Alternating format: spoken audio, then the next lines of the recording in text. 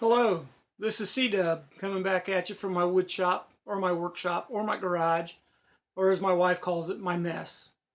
Today's video, I'm going to cover the topic of resawing lumber.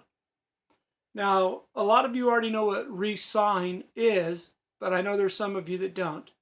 What resawing is you take a piece of wood like this and you cut it down into thinner pieces of wood.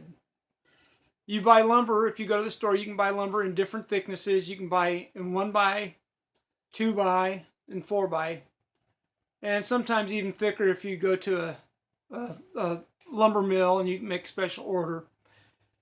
Now, I was given a while back several cut-off pieces of redwood 2x material. The majority of it, like this piece, is 2x8. That means that the lumber, when it came from the lumber mill, was 2 inches thick by 8 inches wide. Now, after the wood has a chance to dry, they milled it down so that all 4 sides are smooth. And when they do that, they take off, excuse me, I got a little bit of sawdust up in my, they take a little bit off each side.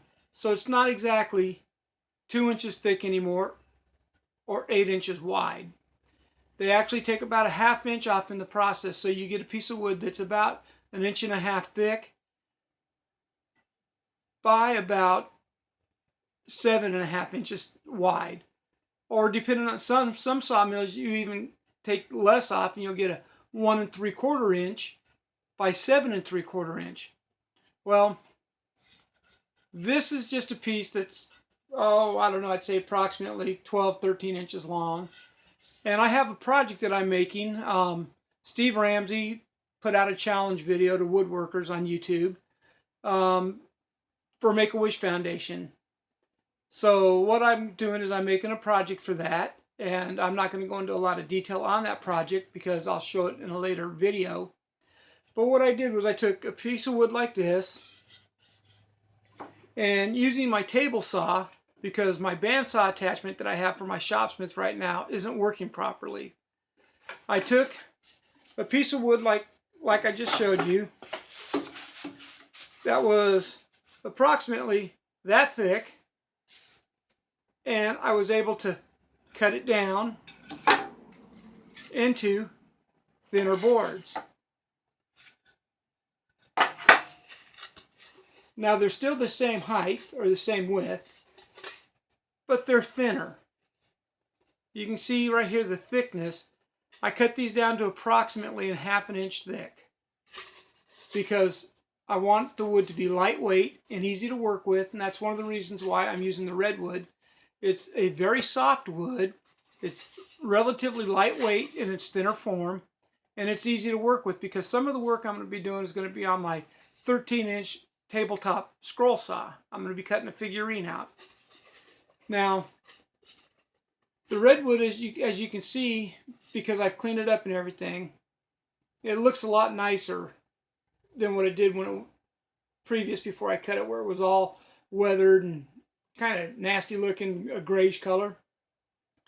And a lot of people like the natural color of the redwood. Well, for this project, I'm going to be painting the redwood, so the natural colors really don't matter right now.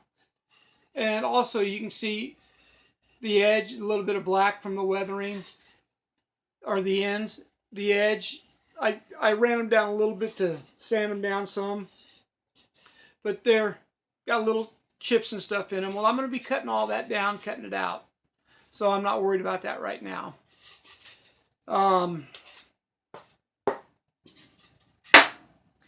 way that I cut it down was on my table saw. Like I said, I have a 10-inch table saw, and I set my saw blade up so that it went up just a little bit over the half the height of the wood. I set my rip fence up alongside the blade a ½ inch away so I could line the wood up on the blade and against the rip fence, and I fed the wood into the blade, taking time to make sure that it was against the rip fence and that the wood was pushed firmly down on the table.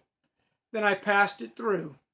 After it got all the way through the blade, and the blade came out the backside, after I was clear of the saw, I picked the wood up, I turned the wood over, that put my cut up at the top, and the same side against the rip fence, and I fed it back through.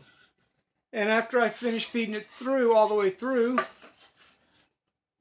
I got it to the end, and I had a thinner piece of wood and a thicker piece of wood. Now, I don't know how many of you have ever cut or resawn wood on a table saw. Well, it doesn't come out exactly perfect because there's a little bit of blade wobble. So you get the wood that's a little bit thicker here and a little bit thinner down here, and you might get a little bit difference in the middle or a little bit of difference on the other end. Well, I got all three. I got differences on both ends and in the middle. So what I did was I could have laid the wood out on a bench and taken my belt sander and ran the belt sander back and forth until I got it approximately the same thickness. Or in my case, I took and I ran it on my Shopsmith. I took the saw blade attachment off and I put my 12-inch disc sander on. And I sanded it down that way. Got it to approximately where it was smooth. Then I took a palm sander or a finish sander and I finished sanding it down to the thickness I want. Now, if I had a thickness planer, I could have used that. It would have been a lot quicker. But I don't have a thickness planer, so I have to use what I have. And I think it turned out pretty good. And we'll see in the end after the project turns out. I've got it sanded down right now to 120 grit. I don't think I'm going to go any finer than that because the piece is going to be painted.